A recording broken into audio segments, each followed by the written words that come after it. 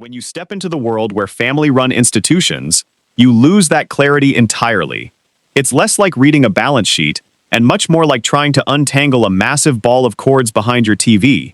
Every cord is a different family member's ego, their livelihood, their secrets, and pulling the wrong one threatens to shut off the power to the entire empire. The structural rot in these types of organizations isn't usually found in the public employee handbook. It's buried deep inside private family dynamics, bloodlines, generational wealth, and in some cases, perceived divine authority, all twisted together. It makes diagnosing the actual root of the dysfunction incredibly complicated. And that tangled mess is exactly what we're navigating today in Daystar. We're looking at a very specific, actively unfolding controversy surrounding a religious organization and television network called Daystar. Our source material is a lengthy, impassioned broadcast from a YouTube channel called The Unction. Just to set the parameters, this broadcast contains some exceptionally heavy allegations regarding this organization and the family that runs it. So, I want to be crystal clear, and we aren't verifying the YouTube speaker's claims as absolute fact. We aren't endorsing the viewpoints at all. What we're doing is treating the source material as a blueprint, analyzing the mechanics of the claims being made to understand how family-run institutions historically handle internal whistleblowers, and what happens when the preservation of a brand collides with allegations of misconduct. Because the psychological playbook we're about to look at isn't limited to religious networks. You see these exact same defense mechanisms in Fortune 500 companies and multi-generational family businesses. The setting might change, but the human instinct for institutional self-preservation is universal. So to get oriented, here's the setup from the source video. Previously, two whistleblowers named Jonathan and Susie had spoken out about some major issues at Daystar. Those earlier claims involved a man named Pete Brown, as well as a chiropractor who worked with the organization. Now, in this new video, an unprompted family member has stepped forward to corroborate those earlier claims. This new whistleblower is the nephew of a key Daystar figure named Joni, and he's actually Jonathan's cousin, which fundamentally changes the threat level for the organization. If you're an institution facing criticism from one isolated source, the crisis management strategy is simple. You isolate them, you silence them, you label them disgruntled, maybe rebellious, and you move on. But when a second witness emerges, especially one from inside the family structure who corroborates the exact same patterns without being prompted, that isolated incident defense completely collapses. So let's look at the actual allegations the nephew is bringing forward, starting with a massive blurring of professional boundaries. Fought so hard for. The video states this nephew Our desire has been to walk in love and forgiveness, while being obedient to the Lord. The decision to share our story has come after much prayer, and we believe is relevant, in light of everything that has been revealed by Jonathan and Susie. I am Joni's nephew and Jonathan's cousin. I came to work at Daystar in 2015 and worked there until spring of 2021. During my time there, the chiropractor would work on various family members and employees in the Daystar green room. I was warned by Joni that anytime he worked on one of the young women, another person should be present, usually the husband. I wasn't too alarmed about this initially, because that seemed like a good idea for any adult male working on young women to have accountability present. So, I was present anytime he worked on my wife. At first this wasn't a problem. Later, however, the chiropractor started to voice irritation at my presence during my wife's adjustments. During some adjustments, he would make multiple comments about my wife's body. Then he texted me that he wanted to buy me and my wife dinner, and said he wanted us to come swimming afterward at his house. He told and texted me to remind me that he wanted my wife to be sure to bring her swimsuit. We were alarmed and concerned and alerted Joni. These incidents were prior to Susie's alleged abuse. Marketing to prayer experience from my wife's perspective, cousin's wife. I worked in marketing under Rachel for almost a year. The people who worked in marketing as a whole were very nice, but it was very But the human instinct for institutional self-preservation is universal. So to get oriented, here's the setup from the source video. Previously, two whistleblowers named Jonathan and Susie had spoken out about some major issues at Daystar. Those earlier claims involved a man named Pete Brown, as well as a chiropractor who worked with the organization. Now, in this new video, An unprompted family member has stepped forward to corroborate those earlier claims. This new whistleblower is the nephew of a key Daystar figure named Joni, and he's actually Jonathan's cousin, which fundamentally changes the threat level for the organization. If you're an institution facing criticism from one isolated source, the crisis management strategy is simple. You isolate them, you silence them, you label them disgruntled, maybe rebellious, and you move on. But when a second witness emerges, especially one from inside the family structure who corroborates the exact same patterns without being prompted, that isolated incident defense completely collapses. So let's look at the actual allegations the nephew is bringing forward, starting with a massive blurring of professional boundaries. The video states this nephew worked in the Daystar accounting department from 2015 to spring 2021. He describes a bizarre setup with a chiropractor who would work on employees and family members in a place called the Daystar Green Room, a privileged, inner sanctum type of space. The red flag isn't just that a chiropractor was present. The nephew claims that Joni, as a major power player and the ultimate enabler in the family, specifically warned him about this man. She allegedly told the nephew that anytime this chiropractor worked on one of the young women in the family, another person, usually a husband, needed to be in the room. The question now is, why should a man with such a demonic character remain in such sacred workspace? In my own perspective, from allegations going unfolding in Daystar, most of them have their own version of misconduct. As such, only the sincere ones are prone to punishment. Also, Daystar has become a place of revenue-making for affluence rather than the gospel they claim to propagate. Now, I really struggle with the logic there. If you're the leadership of a massive organization, and you know a contractor is enough of a threat that you literally assign chaperones to the young women, why wouldn't you just fire him? It's like an HR department telling you not to be alone with a predatory manager, but keeping the manager on the payroll anyway. It defies conventional logic. But the YouTube speaker offers a theory that gets right to the heart of institutional power dynamics. He suggests this chiropractor was kept around, and even publicly praised as a good guy by Joni, because he might hold damaging information about the family. The implication is a system of mutual assured destruction. You could push back here. We're talking about a wildly wealthy, powerful family network versus a chiropractor. The power dynamic is completely skewed in their favor. Why not just pay him a massive severance, have him sign an NDA, and push him out the door? On paper, that's right. But you have to consider the currency of a highly insular religious organization. The currency isn't just cash. It's the perception of absolute moral purity. When you bring outsiders into the inner sanctum, like a green room where guards are down, they often witness the gap between the public polished image and the private flawed reality. In systems where image is everything, even a minor scandal can threaten the entire donor base. So the stakes are way higher than they look. They often witness the gap between the public polished image and the private flawed reality. In systems where image is everything, even a minor scandal can threaten the entire donor base. So the stakes are way higher than they look, and the threshold for damaging information is much lower, making the leverage a contractor might hold disproportionately high. That makes the nephew's experience even more disturbing. He says he did exactly what he was told. He was present for his wife's adjustments, but the chiropractor apparently got irritated by his presence, then started making comments about the wife's body, then escalated to texting the couple, offering to buy them dinner, inviting them swimming at his house, and specifically texting the nephew to make sure the wife brought her swimsuit. Notice the progression: irritation at the boundary, then verbal comments, then outside invitations, testing the water. In psychological terms, this is classic boundary testing, poking the fence to see if it's electrified. And the crucial point the source makes is that this behavior perfectly mirrored previous complaints Susie had made about the exact same chiropractor. The speaker argues that Joni covered up the nephew's prior experience, which then allowed her to frame Susie's later complaints as just paranoia, keeping the victims siloed so they can't compare notes. But this is where the source material takes a very dark turn, because the boundary crossing wasn't just happening with outside contractors. The narrator transitions into deeper family dysfunction, and he goes out of his way to clarify that the family member in this next situation is not Pete. That distinction is vital to his argument, because if Pete is the only one acting abhorrently, the institution can eventually excommunicate him and claim the system is cleansed, one bad apple.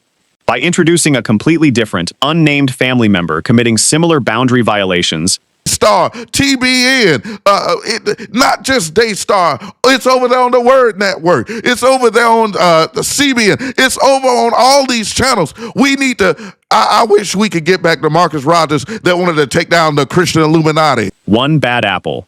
By introducing a completely different, unnamed family member committing similar boundary violations, the speaker is making a systemic argument. The culture itself is the problem. The behavior this other family member exhibits is jarring. The nephew details a series of jokes, and I use that term very loosely, this person would make. They walked up to the nephew's expecting wife and said, "If you want an abortion, I know a guy." They joked about torture by piranhas. They even told a telemarketer on the phone they'd be right back after they finished having sex with a goat. The YouTube host gets very intense about that last one, connecting the goat imagery to demonic spirits and Beelzebub to suggest a deep spiritual sickness. Whether you look at it through the spiritual lens the source uses, or a purely psychological one, shock humor serves a very specific predatory function in these environments. It isn't about being funny, it's an isolation tactic. When someone says something horrifying, like offering an abortion to a joyful expecting mother in a religious setting, they're intentionally violating a social norm to see how you react. Do you laugh nervously? Stay quiet out of politeness? Walk away? If you stay silent to keep the peace, they've successfully trained you to accept their violations. They're grooming the environment to tolerate their eventual physical boundary crossing. And the physical crossing absolutely happened. The source describes this family member constantly wanting to be around diaper changes for the new baby. A massive red flag. In one instance, at a lake house, the wife left the living room to change the baby, and this family member actually followed her all the way across the house into a bedroom and hovered near the door until Susie finally stepped in and asked them to leave. It's a physical intrusion into a space where the mother and child are highly vulnerable. The shock humor was the warm-up. This was the main event. The culmination, the absolute breaking point for the nephew and his wife, happened during a family movie night. Their baby was sleeping in a pack-and-play in a separate room. The nephew notices this family member wander off toward that room, which obviously sets off alarm bells. He follows them and walks in to find this family member sitting in the dark, lights off, on a couch, just 5 feet from where the baby is sleeping. When the nephew confronted them and told them to get out, the family member had no explanation. But the truly insane part of this story isn't just the event, it's the institutional response. When the nephew brought this up to family leadership, they actually defended the behavior. They claimed the dark room was that member's safe place, even though this person had their own bedroom upstairs. I want to pause here because this is a masterclass in how language gets manipulated by enablers. The weaponization of therapeutic concepts. Safe place is a concept meant to protect victims of trauma. The institution hijacked that language to shield the aggressor. By doing this, they completely flip the script. In psychology, we call this DARVO: deny, attack, and reverse victim and offender. If the nephew is being aggressive and insensitive to this poor family member's need for a safe place, the goal is to make the parents feel crazy for trying to protect their own child. So if you're those parents, what do? Your natural instinct is to back away, to create distance from the toxicity. But according to the source, when the nephew and his wife quietly tried to stop coming around as much, the family exploded. They don't like losing control. Joni apparently started pulling the nephew away from his accounting desk with zero warning for private meetings, and rather than addressing the creepy behavior, she targeted the nephew's wife, calling her controlling, manipulative, and accusing her of causing dissension in the family. This step is critical to understand. Why the wife? Because in an enmeshed family system, the spouse is the outsider. The spouse represents external reality. The family cannot admit that a blood relative is behaving dangerously because that fractures their myth of perfection. So they use a strategy called triangulation. Joni allegedly creates conflict between the nephew and his wife to distract from the actual abuse. The wife becomes the scapegoat so the family system can remain flawless. The YouTube speaker is relentless in calling out this behavior. He labels Joni the ultimate family enabler. He says she claims to have visions declaring people's innocence and uses biblical phrases like, "Love covers a multitude of sin," to essentially brush everything under the rug so the broadcast money keeps flowing. Image over everything. He mentions she even enabled someone named Rachel, who supposedly terrorized the company, and notes that the family labels these whistleblowers as having a spirit of Jezebel. I want to stop on that phrase, Because for anyone who didn't grow up in this specific religious environment, what does throwing around the word Jezebel actually accomplish? It's the ultimate trump card in these circles. In biblical terms, Jezebel is associated with manipulation, idolatry, and demonic influence. So by labeling a woman, whether it's the wife or a whistleblower like Susie, with a Jezebel spirit, the enabler is spiritualizing the conflict. It immediately shuts down all logical inquiry, because you can't argue with a spirit. You're no longer dealing with an HR complaint or a mother protecting her baby. You're dealing with a demonic attack on the ministry. It gives the community permission to completely disregard the victim's claims without ever having to investigate them. It's astounding irony. In this environment, the only real sin seems to be telling the truth or trying to leave. And that's incredibly common in what the source accurately refers to as church cults. The institution plays the victim, claiming their family as being spiritually attacked and divided, while they're the ones holding all the financial power, the payroll, and the platform. It's institutional preservation at its most ruthless. Truth is an existential threat to their revenue. An abuser and their enabler can't allow you to simply walk away quietly, because your absence raises questions. They have to preemptively destroy your credibility so that when you finally do speak, no one will listen. Church cults. The institution plays the victim, claiming their family as being spiritually attacked and divided, while they're the ones holding all the financial power, the payroll, and the platform. It's institutional preservation at its most ruthless. Truth is an existential threat to their revenue. An abuser and their enabler can't allow you to simply walk away quietly, because your absence raises questions. They have to preemptively destroy your credibility so that when you finally do speak, no one will listen. Which brings us to the broader implications. Really the emotional core of the source material. As the broadcast goes on, the tone shifts drastically when the host of The Unction explains why he's so intensely passionate about this Daystar case. It's not just internet commentary for him, it's deeply personal. He shares that he's a survivor of sexual abuse by a family friend, and that he survived what he describes as a church cult of personality himself. He recounts a heartbreaking story. He reported a middle-aged man for molesting a minor, and he took this report directly to the church's leading lady, the man's mother, but also a woman the speaker had been indoctrinated since he was 4 years old to view as the literal voice of God. That's an impossible power dynamic for a victim to navigate. To question her judgment is to question the divine itself. When he told her about the molestation, she dismissed it, saying her son knew it was wrong, and they were praying for him. When the speaker pushed back, pointing out the hypocrisy of how strictly the church would punish minor infractions between consenting adults, the mother just looked at him and said, "I'll leave it alone if I was you. It's not advice. It's a threat, clothed in a polite suggestion." He describes a profound feeling of hopelessness washing over him in that moment, the realization that the person holding the keys to justice is the very person guaranteeing that justice will never happen, and that personal history is exactly what fuels his current crusade. He looks at Dayar. He looks at Joni allegedly protecting the family member in the darkroom, and he sees his own story playing out. That personal trauma leads directly into his call to action for his audience. He quotes the book of Jeremiah, specifically Jeremiah 23, 1-4, warning against those who strengthen the hands of evildoers.